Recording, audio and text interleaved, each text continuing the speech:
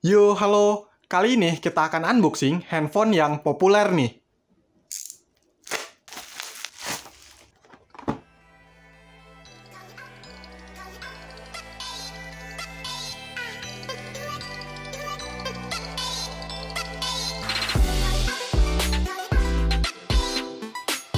Oke, jadi ini adalah Nokia E63. Handphone yang menurut saya cukup populer ya. Banyak banget pengguna dari handphone ini. Bahkan sampai saat ini, ketika udah bukan zamannya, kalau saya lihat di grup-grup komunitas gitu, ada aja gitu pengguna dari Nokia E63 ini. Nah, jadi handphone ini dari keterangan seller kondisinya baru, tapi ya menurut saya ini refurbish ya. Terus di sini ada segelnya nih. Ya, ini segel buatan dari penyuplainya mungkin ya, bukan asli dari Nokia-nya. Segelnya juga kurang rapih. Handphone ini saya beli dengan harga 185.000 di toko Pak Edi ya. Seperti biasa, ada di deskripsi.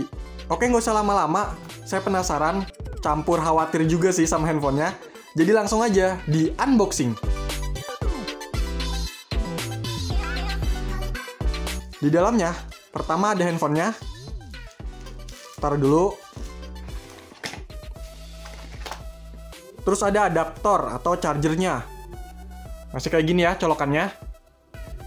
Outputnya 5 volt 0,8 ampere. Udah nggak ada apa-apa lagi. Simple amat ya isinya. Jadi inilah yang ada di dalam box dari Nokia E63. Oke, lanjut cek unitnya. Oh iya, saya baru sadar, tadi di box nggak nemuin baterai ya. Semoga udah di dalam, ntar kita cek ya. Oke, di sini udah lecet-lecet. Ini kayaknya penutup layarnya aja.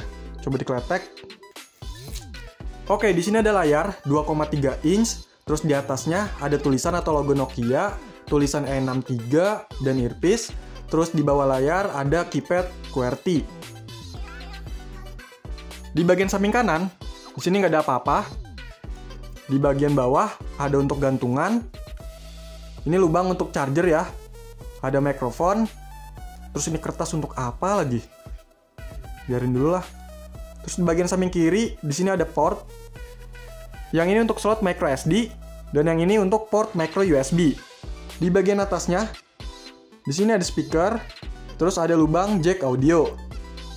Di bagian belakang ada kamera belakang 2 megapiksel, lampu flash, tulisan Nokia E-series. Terus di sini ada untuk membuka back cover. Oke, coba dibuka ya back covernya. Oh, ternyata kertasnya itu buat ngeganjel si baterai. Kenapa nggak dikeluarin aja ya baterainya? Di dalamnya ada slot untuk kartu SIM. Ukurannya masih yang besar gitu ya. Terus di sini ada keterangan, tipenya RM437, modelnya E63. Dan untuk baterainya, tipenya BP4L. Kapasitasnya 1500 mAh. Duh, maaf ya. Belum potong kuku nih. Oke, coba pasang baterainya. Nah, di sini juga ada segel. Oh ya, untuk garansinya itu, ini 1 minggu. Itu garansi dari tokonya, bukan resmi dari Nokia. Untuk warnanya ini biru ya. Birunya agak gelap gitu. Tapi keren sih. Dan ini plastik. Kalau bagian sampingnya ini warna hitam, mirip-mirip kayak BlackBerry ya. Oke, coba dinyalain, semoga bisa nyala.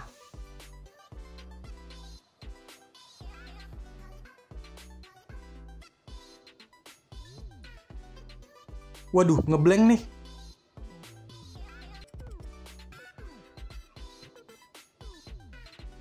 Yes, nyala.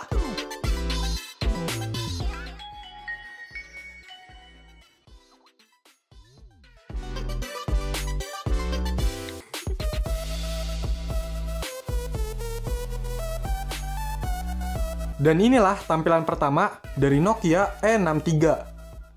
A few moments later.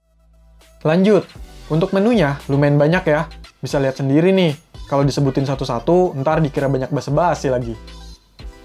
Handphone ini punya spesifikasi pakai CPU ARM11 369 MHz, layarnya TFT 2,36 inch dengan resolusi 320x240. Mode layarnya landscape atau horizontal. Jaringannya sudah 3G dan ada Wi-Fi-nya. baterainya 1500 mAh, dan memori internalnya 120 MB. Bisa ditambah pakai microSD. Untuk OS-nya, yaitu Symbian S60 V3. Jadi beda ya sama handphone Symbian yang pernah saya bahas sebelumnya. Kalau ngomongin Symbian, dulu itu setahu saya banyak oprekernya, sebelum ramainya Android. Biasanya handphonenya dihack lah, terus ganti tema atau skin gitu, pasang aplikasi-aplikasi yang unik, dan jangan lupain aplikasi handler, seperti Opera Mini Handler. Kaum Gretongers pasti hatam ya. Mana nih yang suka download file gajah? Saya juga nanti pengen coba oprek-oprek handphone ini, soalnya penasaran. Dulu belum kesampaian. Untuk beberapa aplikasi yang punya servis online, rata-rata udah diberhentikan di OS 9 ini. Contohnya WhatsApp, itu udah nggak bisa. Ya karena seperti yang udah kita tahu, kalau Symbian itu udah tumbang. Mungkin karena dihajar sama Android atau iOS ya.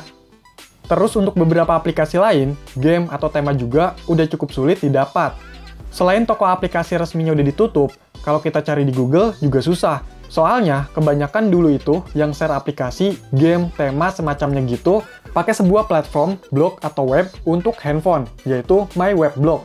Ada yang masih inget gak tuh? Nah, si MyWebblog ini udah ditutup juga layanannya sekitar tahun 2016. Ya udah, mati dah tuh semua blog atau webnya. Yang nggak di-backup, ya semua isinya ikut lenyap.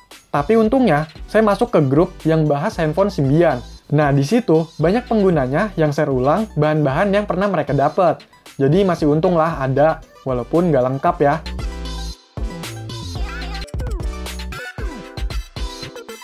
Dengan harga 185.000, sebenarnya itu bisa dibilang nggak murah-murah amat dengan kondisi yang refurbish seperti ini. Tahu sendiri, kalau refurbish model kayak gini itu, biasanya walaupun mesinnya ori, tapi part lainnya KW. Misalnya layar, casing, keypad, dan lain sebagainya. Nah, ini kalau dilihat keypadnya ngangkat gitu, dan ada beberapa bagian yang keras. Casingnya juga nggak rapet. Ya, begitulah. Kalau ada yang masih original, ya lebih baik yang masih original. Syukur-syukur masih segel. Untuk IMEI-nya pun, handphone ini nggak kedaftar. Saya coba pakai kartu Tri dan Telkomsel Bayu, itu nggak keluar sinyalnya. Dan muncul pesan SIM card registration failed. Untungnya handphone ini ada Wi-Fi-nya, jadi masih bisa internetan. Ya, dari penjualnya juga udah kasih tahu kalau handphone ini cuma bisa pakai kartu SIM Indosat. Cuma belum saya coba, karena di daerah saya sinyal Indosat langka. Tapi mungkin emang bener bisa ya, karena biasanya kalau yang kena blok itu masih bisa pakai kartu SIM Indosat. Dan kalau handphonenya 4G, bisa pakai smartfren. Handphone Symbian untuk sekarang lebih banyak dibuat koleksi. Kalau untuk kebutuhan di zaman sekarang udah susah. Selain dukungan aplikasinya yang udah nggak ada, rawan kena blok juga IMEI-nya. Kadang yang tadinya aman, gara-gara nggak diaktifin, itu tiba-tiba sinyalnya lenyap, nggak keluar. Jadi yang sinyalnya masih aman, biasanya dipanasin tuh handphonenya. Seminggu sekali 2 kali. Saya sendiri beli handphone ini, mau sekalian dioprek, terus buat main game juga. Kangen ya main game-game Java, dan mau coba juga game Symbian-nya. Kalau kamu punya rekomendasi game-game yang seru atau legend, bolehlah kasih tahu di kolom komentar. Oh iya, kalau kamu punya pengalaman di handphone Symbian, khususnya Nokia E63 ini, boleh juga tuh berbagi di kolom komentar. Oke, jadi itulah unboxing dari Nokia E63 di tahun 2021 ini. Kalau masih ada pertanyaan atau info tambahan, silahkan komentar ya. Sekian video ini, semoga bermanfaat. Silahkan di like, share, dan subscribe channel ini. Terima kasih.